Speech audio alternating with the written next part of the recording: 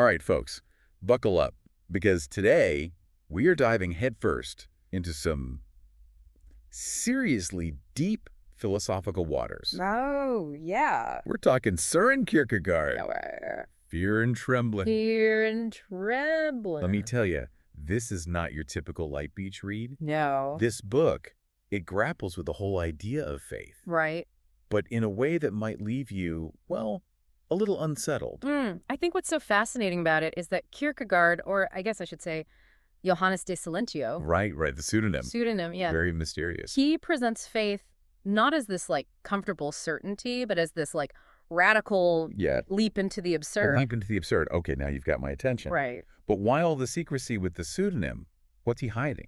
I don't know if it's so much about hiding as it is about emphasizing how personal faith is. Okay. And also how silent it can often be. Oh, interesting. So the pseudonym, it kind of allows him to explore these ideas without, claiming to have all the answers. So it's more like he's inviting us into a conversation, like a struggle, instead of just laying down the law, I like that. Yeah. So tell me a little more about this leap into the absurd. Okay. What does that even mean when we're talking about faith? Well, think about the central story that Kierkegaard keeps going back to, Okay. Abraham and the sacrifice of Isaac. Right. It's a story that's both deeply disturbing, Yes. but also, I think, profoundly moving. It is. You have Abraham, this man of faith, commanded by God to do something that, on the surface seems totally immoral, kill his own son. Yeah. So it's just this situation that just defies reason and ethics and everything we hold dear. That's right. You It's a story that has always really troubled me, to be honest. Yeah. How can a loving God demand such a horrific act? Yeah. And how could Abraham even consider going through with it? Well, and that's exactly Kierkegaard's point. He uses this extreme example to show us that faith isn't about blind obedience. Right. Or easy answers, Yeah. It's about confronting the limits of what we can understand. Okay. Facing this dread and uncertainty that comes with trusting in something we can't even really comprehend. So you're saying it's about pushing past the fear and trembling, as the title suggests. Exactly, yeah. But how do we reconcile that with, what's ethical, what's moral? Right. Is Kierkegaard saying we should just throw morality out the window? Well, not quite. Okay. He introduces this idea, and it's a mouthful, but, bear with me, okay? Okay. It's called the teleological suspension of the ethical. Okay, that's a lot. It's a lot. But I'm with you. Keep going. Okay, so he's basically arguing that faith can sometimes require us to act in ways that seem to go against our normal ethical duties. Wait. Can you maybe unpack that a little bit for me? It sounds a little dangerous. Yeah. No, it's a very radical concept. Yeah. So think of it this way. The ethical, how we usually think of it, it's based on these universal principles. Right. That apply to everybody. Everybody. But faith, at least for Kierkegaard, it's deeply personal. Okay. It's this one-on-one relationship between the individual and God. Right. And sometimes that relationship demands something that goes beyond, or maybe even seems to violate Right. those universal ethical norms that we were just talking about. So you're saying in Abraham's case, his faith, his commitment to God, overrides his ethical duty to protect his son. Exactly. Wow. It's terrifying, right? It is terrifying. It's a paradox, but that's just the nature of faith, as Kierkegaard sees it. Okay.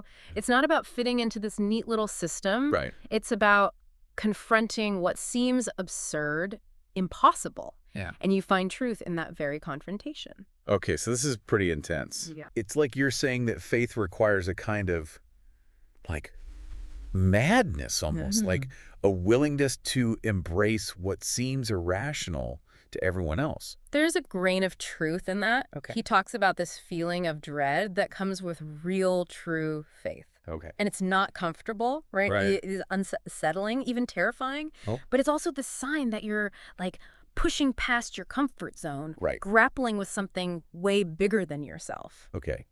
So this dread, this discomfort, yeah. that's a good thing. In a way, yeah. It means you're on the right track. It means you're engaging with faith on its own terms. Okay. You're not trying to force it into a box of rational explanations. I see. Okay. So then how do we even start to make sense of this? Right. If faith is so individual, Yeah. So beyond reason, how can we even talk about it, Right. let alone understand it? Well, that's where this figure of the Knight of Faith comes in. It's like Kierkegaard's ideal, you know? Tell me about this Knight of Faith. Okay. Who are they? What makes them so special? Okay, imagine somebody who has this almost superhuman level of conviction. Right. They act decisively, they're passionate, even when their actions just seem completely illogical to everyone else. Okay.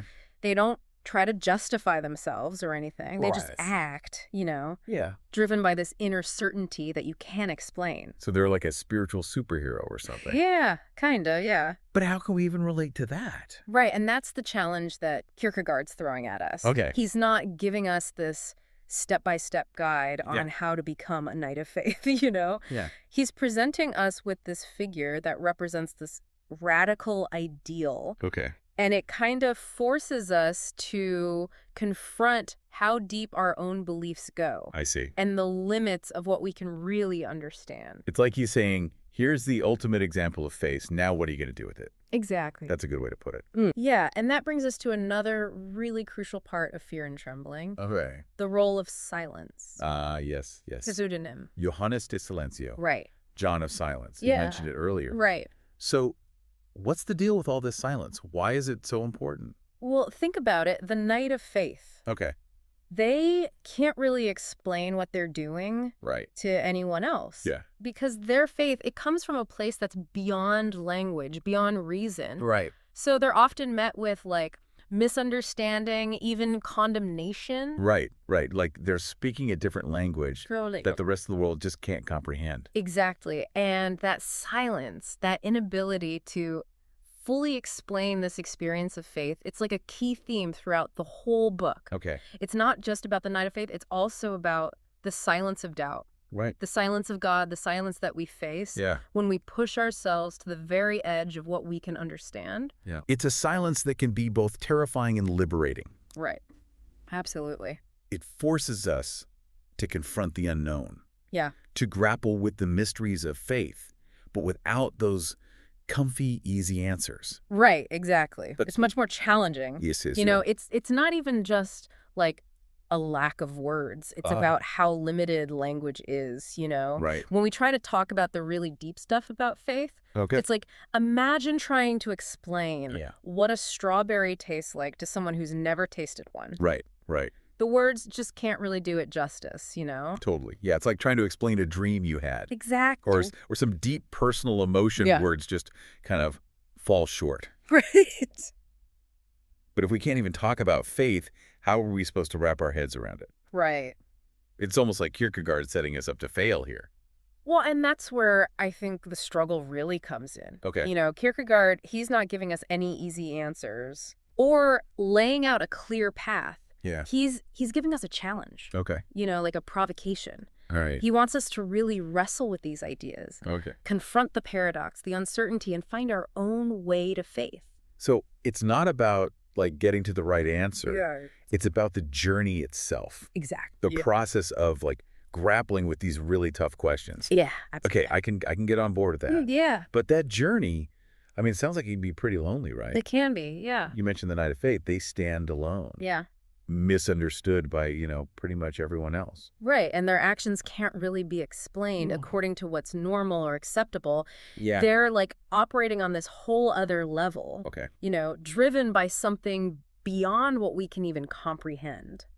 That sounds honestly kind of isolating. It can be. Yeah. Like it almost makes faith seem like a burden Yeah. instead of something that connects us to others. Right. But for Kierkegaard, that isolation, Yeah. it's also a sign of authenticity. Okay. It's a mark of someone who has actually dared to, like, Okay. step outside the comfort of the crowd Right. to embrace a truth that not everybody's going to get. So it's not about like fitting in. Right. It's about that deep inner conviction Exactly. that carries you through even when everyone else doubts you. Yes. And that conviction often comes at a price. Okay.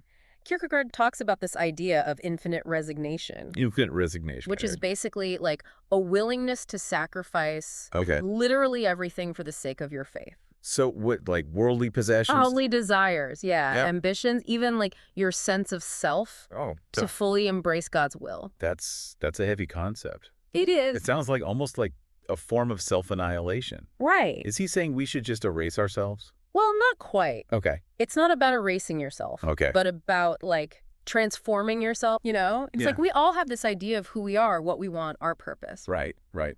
But true faith, for Kierkegaard, it means letting go of that. Okay. That self-made identity. Yeah. And embracing a new one, an identity that comes from your relationship with God. So it's like letting go of the reins. Yeah. Letting a higher power lead, even if we don't know where we're going. Yeah, it takes a huge amount of trust. Right. And it often means facing loss. Okay. Kierkegaard uses the example of a broken engagement to illustrate this. The broken engagement. Is he talking about himself here? Yeah. Didn't he break off his engagement with Regine Olsen? He did, yeah. Oh, okay. And it obviously really affected him. You can see it throughout Fear and Trembling. Right. He's wrestling with this idea of sacrifice. Yeah. Giving up what you love most Yeah. for something bigger, something we can't really understand. It's incredibly personal. It is, yeah. And vulnerable. It makes you realize that he wasn't just, like, writing about this stuff. Right. He lived it. He felt it. Exactly. And that's what gives his work so much power. You know? Totally. Yeah. And that's why he uses such strong language and imagery. Right, right. He talks about knights of faith, Right. the teleological suspension of the ethical, infinite resignation. Yeah. These aren't just, like, philosophical terms. Right. They're meant to grab you. Yeah. To capture the raw emotion, the, like, existential struggle at the heart of faith. It's like he's trying to shake us awake. Yes. You know, make us feel the weight of these ideas. Totally. Not just, like, read about them passively. Yeah, he wants us to feel it in our gut.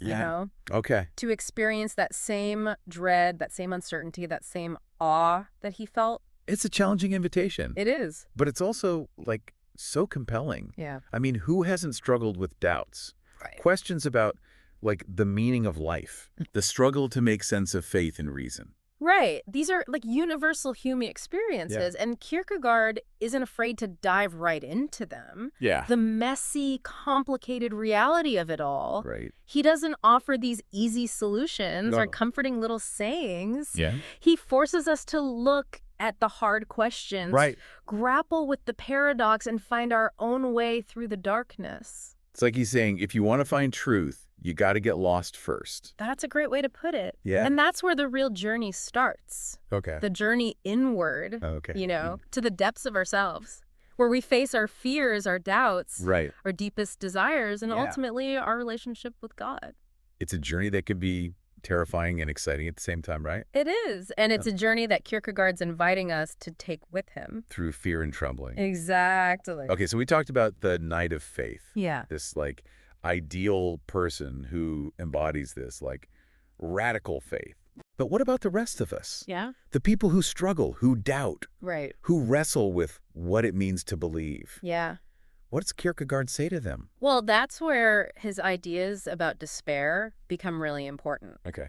He sees despair not just as sadness or a lack of hope, Right. but as, like, a fundamental way of being, like Yeah. a refusal to accept who you are Really? as God created you. Wow, so despair isn't just an emotion, it's like a spiritual condition? Exactly. And he actually identifies two kinds of despair. Okay, two kinds are. Despair of not being yourself Okay. and despair of being yourself. Okay, hold on. Break those down for me. Okay. They sound kind of contradictory. Yeah, they do. It's paradoxical, right? Yeah, how can you despair of both being and not being yourself at the same time? Well, think about it this way. Okay. Despair of not being yourself, it's like this desire to be someone else. Okay. Someone you think is better than you, Right. more successful, more worthy of love. Right. It's rejecting your own unique self, Okay. you know, wanting to escape who you are. So, like, chasing after something you could never actually reach. Right, yeah, like this constant striving, Right. feeling like you're not good enough, Right. trying to be this ideal version of yourself that doesn't even exist. I've definitely felt that. Yeah. And this leads to, like, what, envy, resentment? Yeah, exactly. You're constantly comparing yourself, Yeah. feeling like you're falling short, Right.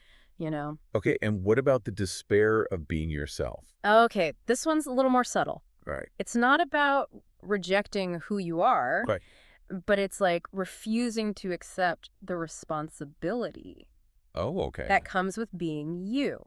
Interesting. It's like being afraid of your own freedom, Okay. you know, just wanting to blend in, Yeah. avoid the risks and challenges of, like, really being yourself. So like shrinking yourself down. Yeah, like trying to be small, insignificant, Right. to avoid attention, Yeah. or like pain, disappointment. Okay, I see that. Yeah. Like almost a spiritual laziness or No, something. like a refusal to grow, to change, to become who you're supposed to be. And this can lead to what, like a feeling of apathy?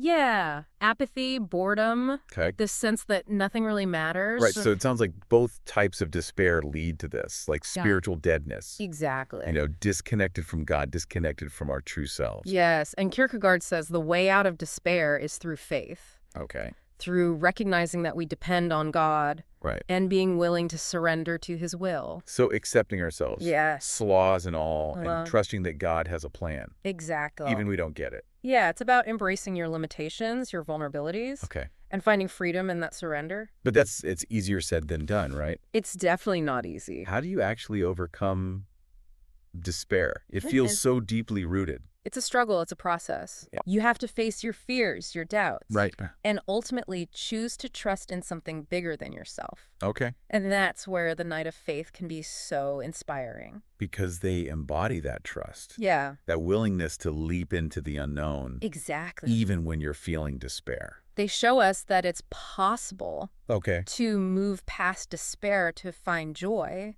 Yeah. meaning even in the middle of suffering, Right. uncertainty. So they're like a beacon of hope Yeah. that faith can really change us, Mm-hmm. even if the path is tough and lonely. Exactly. Okay. So if the Night of Faith is like this one extreme, Yeah, the ideal of complete surrender and trust, right, and the person struggling with despair is the other extreme, right. you know, refusing to accept themselves and their place in the world. Yeah, Where does that leave everyone else? The Right. people who are somewhere in between, yeah. who haven't made that leap of faith yet. That's a great question. Yeah. And I think Kierkegaard gives us some clues through his exploration of what he calls the stages on life's way. Stages on life's way. Okay, what are those? Yeah. Is it like a spiritual ladder we have to climb? It's not quite that simple. Okay. He lays out 3 main stages. Okay. The aesthetic, Okay. the ethical, and the religious. Right. And each stage is a different way of Yeah. like relating to the world. Right, relating to yourself. Okay, break them down for me. All right, so the aesthetic stage, it's all about pleasure, beauty, Okay. instant gratification, Right. you know, living in the moment, Okay. seeking out new experiences, Right. avoiding boredom at all costs. So like live fast, die young. It can be like that, Okay. but it's not necessarily about recklessness. Right. It's more about like a kind of shallowness, you Okay. know, a lack of depth or commitment. Yeah. The aesthete, they're always searching for the next thrill, Right. the next distraction, Yeah. but they never really find what they're looking for. Like chasing a mirage. Exactly. Yeah. And eventually all that chasing pleasure, Yeah. it leads to this emptiness, this Mhm. feeling that there's got to be something more to life. Okay, so that's where the ethical stage comes in. Exactly. Right. The ethical stage. Mm. It's a shift from like what's subjective to what's objective, from the individual to what's universal. Okay. You know, it's about recognizing moral principles, Right. taking responsibility for your actions, Yeah. and living by a certain code. So it's about moving beyond like just pleasing yourself Right. and embracing a sense of duty, Yeah. commitment to something bigger. Exactly. Oh. The ethical person cares about justice, fairness, Yeah. the well-being of others. Right. They want to live a good life, Right. make good choices, Right. contribute to society. It sounds like a much more mature, Right. fulfilling way to live than the aesthetic stage. Yeah. But is that it? Is that the end goal? For some people, maybe. But Kierkegaard says there's an even higher stage, Okay. a stage that goes beyond even the ethical, Well, okay, all right. and that's the religious stage. Okay, so what makes the religious stage different from the ethical one? Right. Isn't like being a good person, following the rules, isn't that enough? Well, remember what we were talking about earlier? Right. The teleological suspension of the ethical. Yeah, the mouthful. Yeah. Well, that's really important here. Okay. Kierkegaard argues that faith, Yeah. it can sometimes require us to go beyond Okay. even our most cherished ethical principles. Hold on. Are you saying that faith can like justify bad behavior? Not exactly. It's not about condoning doing bad things, Okay. but it's about recognizing that faith operates on a different level Right. than conventional morality. Okay. It's about a total commitment to God Okay. that goes beyond how we humans understand right and wrong. So, like, surrendering to a higher authority, Yeah. even when it seems to go against our own sense of ethics, that seems risky. It can be, yeah. Yeah. But Kierkegaard thinks it's the only way to real freedom. Real freedom. Freedom from our limited human perspective. Freedom to embrace the paradox. Yeah. The mystery of faith. That's a lot to unpack. It is. So, is everyone supposed to reach this religious stage? Not necessarily. Yeah. He doesn't see these stages as some rigid ladder Right. that everyone has to climb. Okay. He sees them as different ways of being, Right? different ways of experiencing the world. Okay. And he knows that not everyone will feel called to the religious stage. So it's more about, like, figuring out where you are on that spectrum Yeah. and then trying to live authentically within that state. Exactly. And Yeah. he really stresses that each stage has its own challenges, its own potential for growth and fulfillment. Okay. It's not about saying one stage is better than another. Right, right. It's about seeing the value in each one. That's a really interesting way to think about it. Yeah. It takes the pressure off. Like, you don't have to reach some predetermined spiritual goal. Exactly. It's more personal, Yeah. more nuanced. Yeah. Yeah. And I think that's one of the most powerful things about Kierkegaard's work. Okay. He's not giving us a one-size-fits-all approach to faith. Yeah. He's inviting us to have this conversation Okay. with ourselves, with the world, with God, Right. and find our own unique path to meaning. That's a good takeaway. Yeah. But, if we're always questioning, doubting, struggling to make sense of faith and reason, Yeah. does that mean we're failing at faith? Not at all. In fact, I think Kierkegaard would say that struggle is essential to faith. Really? He sees doubt not as the enemy, but as a part of true belief. So it's not about reaching some, perfect state of certainty. No. It's about embracing the tension, the paradox, the Yeah, mystery. exactly. He's asking us to live in that uncertainty, Okay. to embrace the discomfort Yeah. and be transformed by the struggle. It's not easy, Right. but it can lead to something deeper. It can, yeah. Okay, so we've talked about a lot. Yeah.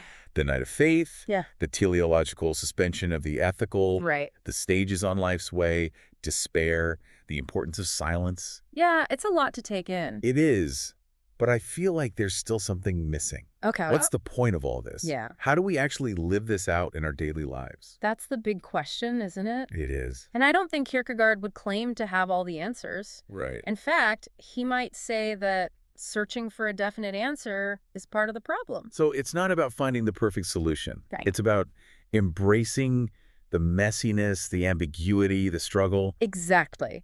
But I do think there are some key things we can take away from Fear and Trembling Right. that can help us in our lives. Okay, like what? Give me some practical advice. All right, well, one thing Kierkegaard really emphasizes Yeah. is the importance of passionate inwardness. Okay, passionate inwardness. What's that? He's always telling us to look inside, Okay. examine our motives, face our fears and doubts, Right. and cultivate a real relationship with God. So taking time for self-reflection, Exactly. spiritual introspection, even if it's tough. Yeah, it's about recognizing that real faith isn't just about what you do on the outside. Okay. It's about a deep change within. And how do we do that? Yeah. Is it like prayer, meditation, reading scripture? What's the secret? There's no one right way, Okay. but I think Kierkegaard would say it's about really engaging with your faith, Okay. wrestling with the tough questions, Right. and letting yourself be challenged and changed by the experience. So it's not about passively accepting things. Yeah. It's about actively engaging, even struggling. Yeah, he wants us to face the paradox, Yeah. embrace the absurdity, and find truth even when things are uncertain. That's a tall order. It is. But it's also incredibly freeing. Right. It frees us from the need to have all the answers, Yeah. to fit into some perfect mold. Right. It lets us embrace our individuality, our doubts, Yeah. our own unique journey with faith. And that's the beautiful thing about Kierkegaard's work. Yeah. It's not about giving us rules to follow. Okay. It's about inviting us into this dialogue Right. with ourselves, the world, and God. Yeah. It's challenging, but it can lead to a much deeper, more authentic experience of faith. So we're not supposed to just be like passive recipients of truth. Right. We're active participants in our own faith journey. Exactly. And that journey is full of doubt, uncertainty, even despair. Right. But it's also incredibly beautiful and profound. Yeah. A journey that can lead us to real meaning and purpose. It's like we're all on this pilgrimage, Yeah. each with our own path, our own challenges, Huh? but the destination is Yeah. not as important as the journey itself, I love that. you know, Yeah. the transformation, the growth along the way. Beautifully said. Yeah. The journey is everything. You know, it's amazing how Kierkegaard can make faith seem so scary and so exciting at the same time. Right. It's not this, like, safe, cozy thing, it's Yeah. more like this constant challenge, this Mhm. wrestling match with something you can't even see. And that's what makes him so brilliant. Yeah. He doesn't shy away from, the dark stuff, Yeah. doubt, the despair Right. that comes with really searching for truth. Right. He doesn't sugarcoat it. Nope. He doesn't give you easy answers or, like, those cheesy inspirational quotes. He just throws down the challenge and asks, are you willing to wrestle with this? Are you willing to risk everything? It's like he's daring us to take that leap into the absurd, even though he knows most of us will hesitate, Yeah. maybe even turn back. Uh-huh. But for the people who are brave enough to go with him, Yeah. the rewards are huge. Absolutely. And it's not even about, winning some spiritual prize. Right. It's about how you change along the way. Yeah.